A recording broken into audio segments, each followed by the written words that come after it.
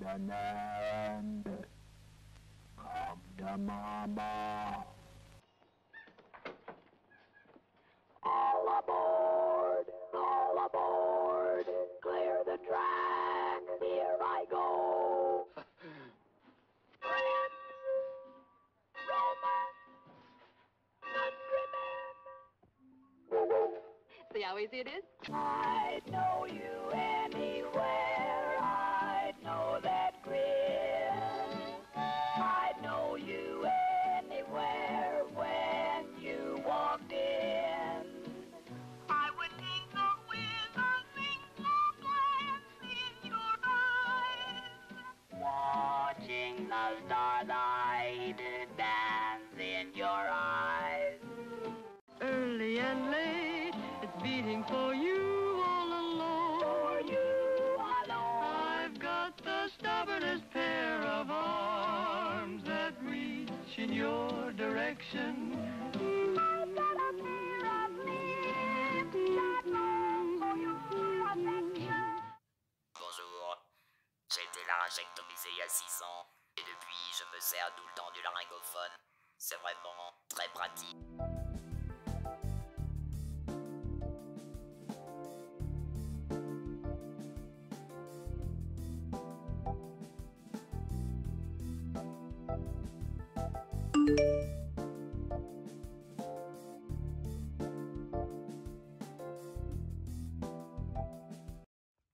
Je vais vous raconter une histoire. En 1859, près de 15 ans avant la première laryngectomie totale, Johann Nepomuk Zermack avait imaginé de rendre la voix à une jeune fille de 18 ans, trachéotomisée par sténose laryngée, en utilisant un tube comportant une hanche vibrante. Ce tube, sortant de la trachée, pénétrait dans la bouche en passant par une commissure labiale. L'air expiré au moment de parler produisait des vibrations qui, conduites dans la cavité buccale par le tube, avaient articulé en paroles grâce au mouvement de la langue, des mâchoires et du voile du palais, tout comme de la parole naturelle. Cette prothèse de Zermack peut être considérée comme le prototype de toutes les prothèses pneumatiques externes.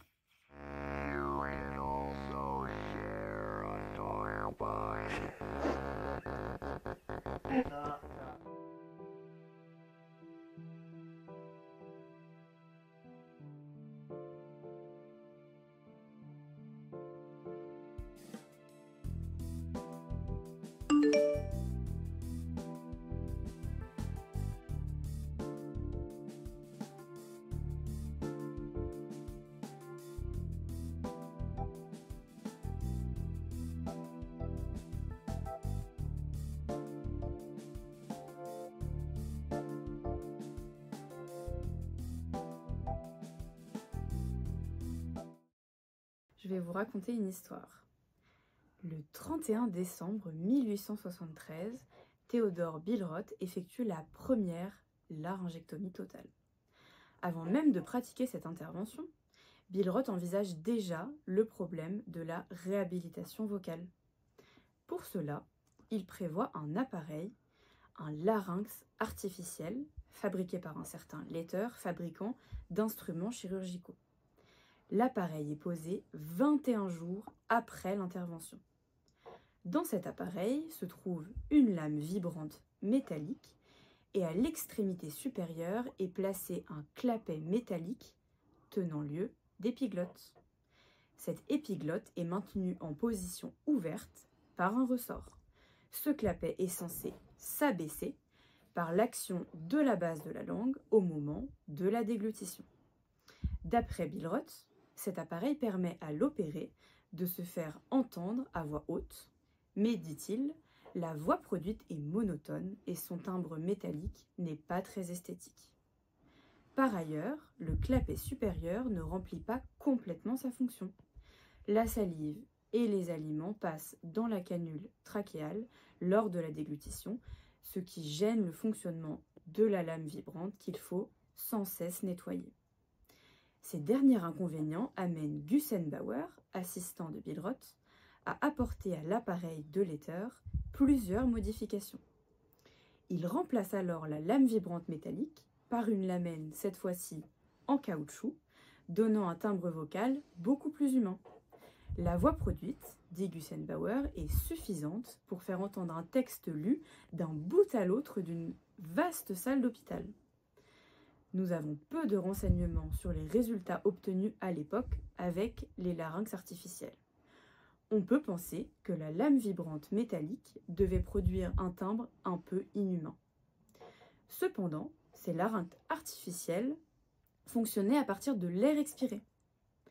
On peut en déduire qu'ils produisaient une certaine modulation expressive. Ils devaient sûrement exiger de l'opéré un certain effort au moment de la phonation et un certain inconfort au moment des repas en particulier.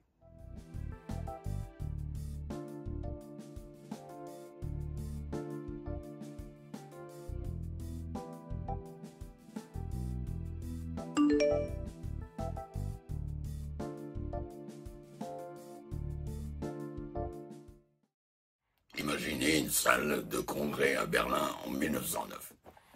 Cette salle est remplie de médecins ORL. Sur une estrade, le docteur Klick, un homme d'une cinquantaine d'années, présente son patient. Un homme laryngectomisé. Sur une table, à proximité, un phonographe à cylindre diffuse le son prolongé d'une voyelle, enregistré à partir de la voix d'un chanteur. Cette oscillation acoustique générée par le phonographe sont converties en courant électrique, qui est ensuite transmis dans la bouche du patient via un récepteur discret. La membrane de ce récepteur vibre, mettant en mouvement l'air dans la cavité buccale du patient. Grâce à des mouvements articulatoires normaux, le patient parvient à produire une parole compréhensible, au grand étonnement des congressistes. Par la suite, le phonographe et la voix du chanteur sont remplacés par un vibrateur. C'est ainsi que naît l'idée de la première prothèse électrique. Finalement, aujourd'hui on ne fait pas mieux qu'en 1909.